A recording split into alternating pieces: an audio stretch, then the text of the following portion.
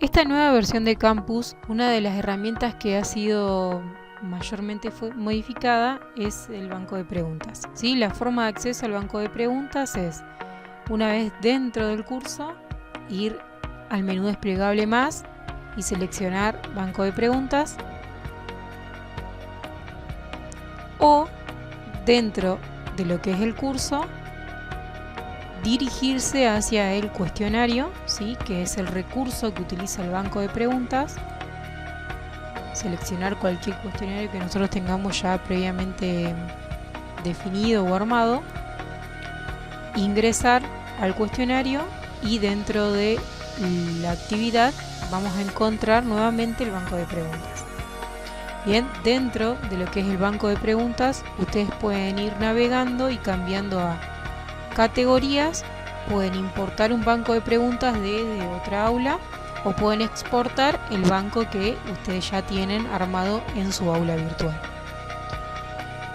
Lo que sí es de categorías. Categorías que son aquellos grupos o donde van a estar incluidas cada una de esas preguntas que ustedes van a ir armando, ¿no? Que seguramente ustedes ya tienen predefinidas esas categorías.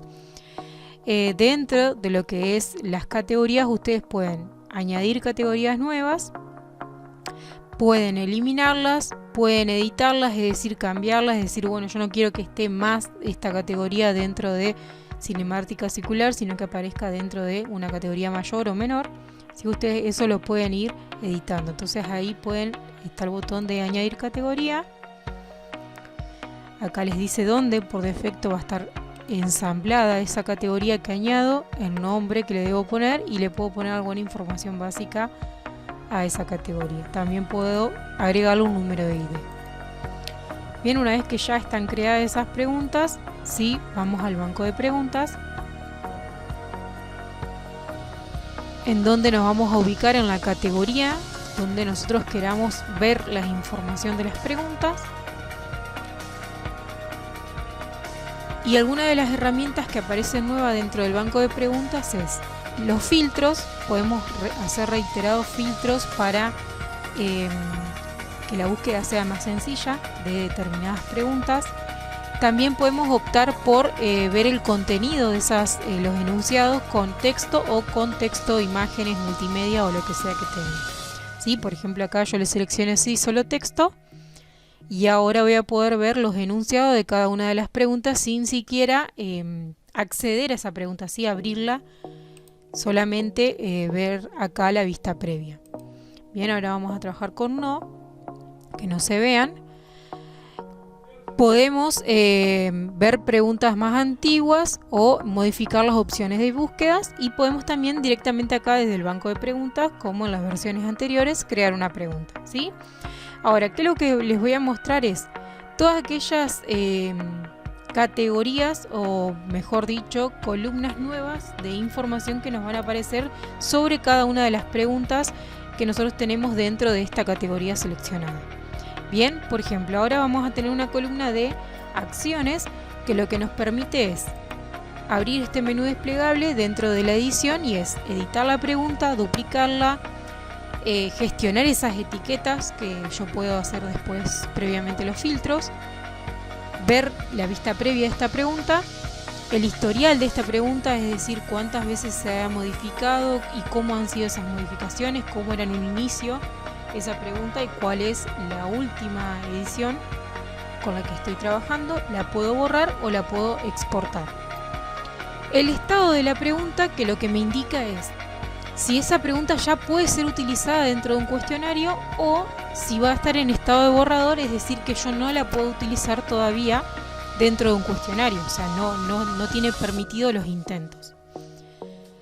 Básicamente esto se configura manualmente, lo puedo configurar desde acá, desde el banco de preguntas, o cuando estoy armando la pregunta, creándola, le puedo dar definir este estado. Entonces, ¿qué quiere decir esto? Que el docente puede armar la pregunta, dejarla en estado de borrador y después puede venir otro docente y marcarla como que ya puede ser lista para estar utilizada en cualquier cuestión. La columna de versión lo que nos indica es cuántas ediciones tiene la pregunta en cuestión, ¿sí? Por ejemplo, B1 quiere decir que tiene solamente una edición, B2, B3, B4, B5, lo que sea, ¿sí? Y así sucesivamente, dependiendo de la cantidad de ediciones que tenga esa pregunta. Creado por, como pueden ver acá, es quién, el nombre de usuario y la fecha y hora en la que se fue creada la pregunta. Comentarios, si es que lo tuviera, por ejemplo, esta tiene un comentario, ¿sí? Es una pregunta donde yo acá puedo añadir comentarios y ver los comentarios que tiene anteriormente, ¿sí? Entonces nos permite completar esta información o ver los diferentes puntos de vista de los docentes y poder intercambiar información sobre una pregunta, ¿sí? Comentar sobre la misma pregunta.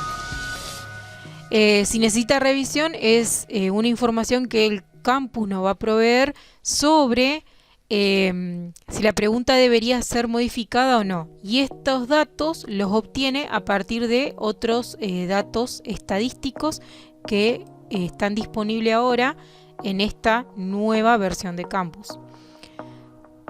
El uso quiere decir cuántas veces ha sido utilizada esa pregunta.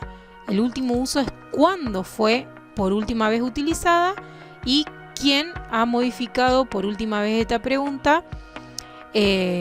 Obviamente no solamente quién, sino cuándo ha sido esa última modificación. Bien.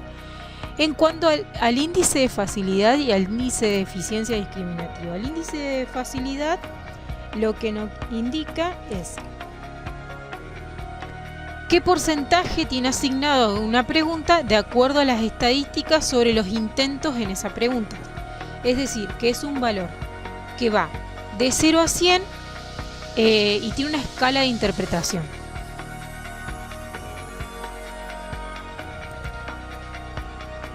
En la siguiente tabla pueden ver la información que vamos a encontrar sobre el índice de facilidad.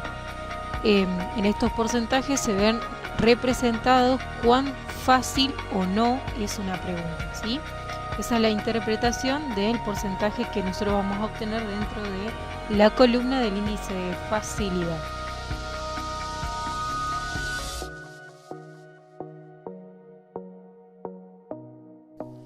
Otro dato estadístico que estima el campus es la eficiencia discriminativa.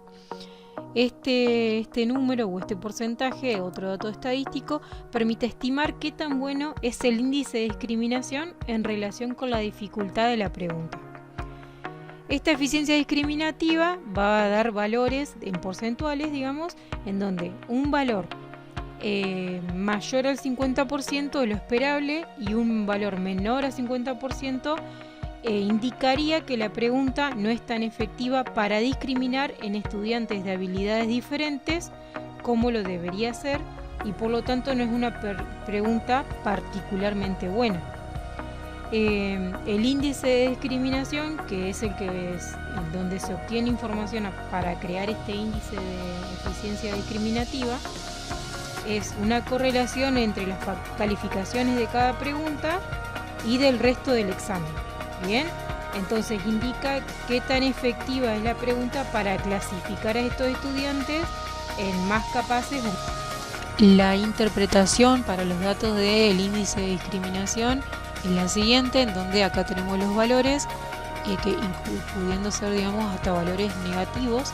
Y la interpretación es la siguiente, donde los valores negativos indicarían que la pregunta no es válida, sí, es inválida para discriminar entre la clasificación, digamos, qué tan bueno o qué tan distinto es un alumno de otro.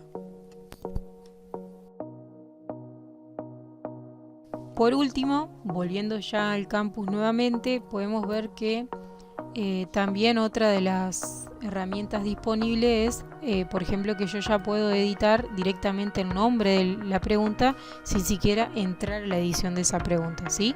Pudiéndola renombrar nuevamente. Y sí, tienen estos tildes y con los artículos seleccionados o preguntas ítem seleccionadas las puedo mover o borrar, ¿sí? Mover a otra categoría o a otra pregunta dentro de las seleccionadas.